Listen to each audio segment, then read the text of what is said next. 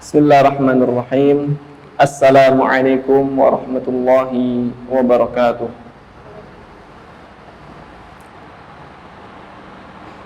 Innal hamdalillah nahmaduhu wa nasta'inuhu wa nastaghfiruhu wa nastahdihi wa natubu ilaih wa na'udzu billahi min shururi anfusina wa sayyiati a'malina. Man yahdihillahu fala mudilla lahu wa man yudlil fala hadiya lahu. Wa asyhadu an la ilaha illallah wahdahu la syarika lah, lahul mulku wa lahul hamdu.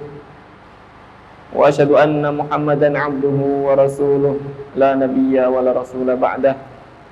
Allahumma faqihna fid din waftah alaina futuhal arifin warzuqna al-ikhlasa fil aqwali wal af'ali. Allahumma amin. Ikhwas sekalian yang dirahmati Allah Subhanahu wa taala, marilah sejenak di siang hari ini kita melihat salah satu ayat di antara ayat-ayat Allah Subhanahu wa taala yang mengingatkan kita akan pentingnya memperkuat tujuan hidup kita adalah mencapai surganya Allah Subhanahu wa taala. Allah Subhanahu wa taala berfirman di dalam surah Ali Imran ayat yang ke-133, ayat yang sangat antum hafalkan. Wasari'u ila maghfiratin min rabbikum wa jannatin 'arduhas samawati wal ard u'iddat lil muttaqin, yang artinya dan bersegeralah, kalau bahasa kita wasari'u ay cepat-cepat, ayo menuju apa? Ila maghfiratin min rabbikum, kepada ampunan Allah Subhanahu wa taala. Ayo segeralah, cepat-cepatlah untuk mendapatkan ampunan Allah yang pertama. Wa jannatin 'arduhas samawati wal ard, dan yang kedua adalah cepat-cepat bersegeralah kemana? Menuju surganya Allah Subhanahu wa ta'ala yang luasnya adalah antara langit dan bumi, yang telah Allah siapkan bagi orang-orang yang bertakwa. Dari ayat ini ada dua poin atau dua hal atau dua perkara yang harus kita segerakan. Yang pertama adalah bersegera memohon ampun kepada Allah Subhanahu wa taala agar Allah ampuni. Yang kedua adalah bersegera menuju surganya Allah dengan apa? Dengan melakukan amalan-amalan salih yang mengantarkan kita kepada surganya Allah Subhanahu wa taala. Kita di sini, ikhwas sekalian, para santri yang dirahmati Allah Subhanahu wa taala, adalah orang-orang yang sebenarnya sedang berjalan menuju poin yang kedua tadi, yaitu menuju surga. Dengan apa kita ke sana? Atau apa yang sedang kita lakukan? Kira-kira apa? Apa yang sedang kita lakukan agar kita menuju surganya Allah Subhanahu wa taala? Kalau masalah ampunan, saya tidak membahasnya di sini. Masalah istighfar, masalah ampunan, beda pembahasan. Pembahasannya adalah sesuatu yang sedang kita kerjakan sebenarnya adalah perjalanan menuju surganya Allah Subhanahu wa taala. Madzalik man ya'rif, aktivitas apa yang sedang kita lakukan yang sebenarnya kita sedang menuju surganya Allah Subhanahu wa taala? Mada? Apa? Thalabul ilmi. Naam, ahsantum. Thalabul ilmi, menuntut ilmu. Disebutkan dalam sebuah hadis Rasulullah sallallahu alaihi wasallam bersabda, apa? Man salaka tariqan yaltamisu fihi ilman sahalallahu lahu bihi tariqan ilal jannah. Barang siapa yang menempuh sebuah perjalanan dengan tujuan mendapatkan ilmu, tentunya ilmu agama, maka Allah akan memberikan kemudahan baginya perjalanannya menuju surga. Perjalanannya menuju surga. Pertanyaannya, mengapa orang yang menuntut ilmu agama kemudian diberikan oleh Allah Subhanahu wa taala kemudahan untuk menuju surga? Limada? Ajibu ayyuhat tullab. Kenapa? Sangat mudah untuk kita pahami mengapa orang yang menuntut ilmu akan diberikan kemudahan oleh Allah Subhanahu wa taala untuk menuju surga. Gampang sekali. Mengapa? Karena ke surga itu butuh modal, butuh usaha. Dari mana usaha itu kita dapatkan? Dari mana? Dari ilmu.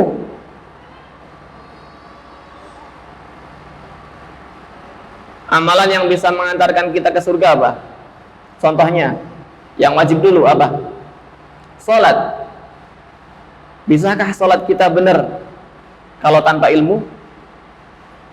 La abadan. Gak mungkin. Puasa. Bisakah puasa kita betul? Bisakah puasa kita sah kalau kita lakukan tanpa ilmu? Puasa sehari penuh, dari subuh sampai subuh misalnya. Atau puasa tapi tidak tahu perkara-perkara yang membatalkan, sehingga dia batal tapi dia tidak tahu karena kebodohannya. Dan begitu pula amalan-amalan yang lainnya yang tentunya sangat mustahil untuk dilakukan dengan sempurna tanpa adanya ilmu. Itulah mengapa kemudahan jalan menuju surga itu hanya bisa didapatkan oleh orang-orang yang benar-benar ingin menuju surga dengan ilmu. Bahkan cara tercepat ke surga yaitu meninggal di jalan Allah, mati di jalan Allah, mati syahid di jalan Allah, itu tidak bisa asal-asalan. Harus dengan ilmu. Fahimtah? Ya Faik? Fahimtah? Luqman? Fahimtah? Harus dengan ilmu. Ya, ra'aitur ru'us qad ayna'at wa hana qitafuha. Ya. Nabil, fahimtah? Samping antum siapa itu? Fator, samping antum siapa? Siapa? Coba tanya. Siapa? Oh ya, Faleh, Fatur, Fenabil, 3F. Makanya ketularan ya. Jangan nempel, itu Umar gak ngantuk karena gak nempel. Coba jarak lagi, dikasih jarak. Nah, nyetrum, ngantuk itu nyetrum. Paham lah. Coba antum lihat yang menguap, antum makan ikut-ikutan menguap. Baik. Maka fasilitas yang akan Allah berikan, yaitu berupa kemudahan jalan menuju surga, itu hanya bisa diraih oleh orang-orang yang berilmu. Pertanyaan lagi nih, apakah hanya dengan berilmu kemudian orang akan bisa masuk surga dengan mudah? Dengan apa? Setelah ilmu apa? Harus dengan amal. Gak mungkin ilmu tanpa amal. Ya. Al-ilmu bila amalin kasyajarati bila samarin. Ilmu yang tidak diamalkan laksana pohon yang tidak berbuah.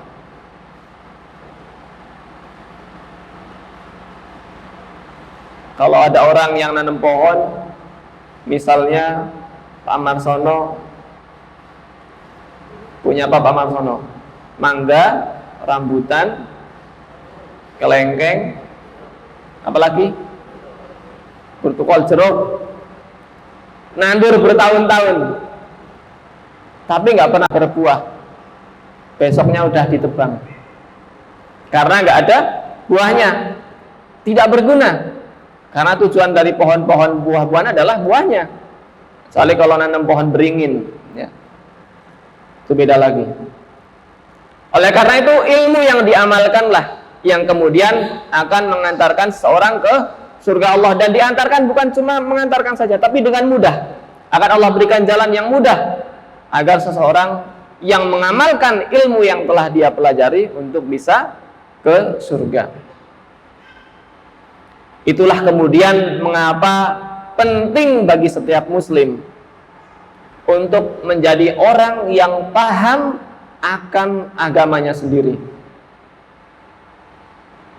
Atau dalam ungkapan lain, pentingnya bertafakuh fid din. Apa? Tafakuh fid din. Apa itu tafakuh fid din? Ya paham agama itu. Menjadi orang yang paham.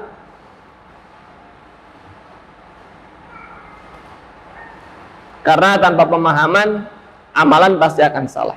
Kalau amalan sudah salah, jangan berharap amalan tersebut akan diterima oleh Allah Subhanahu wa Ta'ala.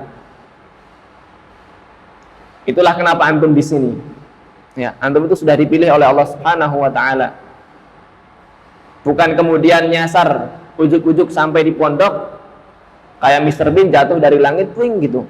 Tiba-tiba di jalan pakai senter itu. Keluar dari cahaya, nggak ada.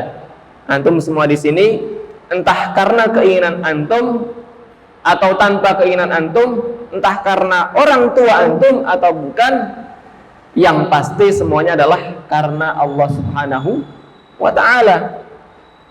Ada yang berani mengingkari itu bukan kehendak Allah? Ada? Saya kesini tuh nggak mau, ibu juga nggak mau. Ya pokoknya tiba-tiba kesini, bisa? La yumkin, tidak mungkin. Semuanya adalah karena kehendak Allah Subhanahu wa Ta'ala. Oleh karena itu, bersyukurlah antum sudah berada di sini.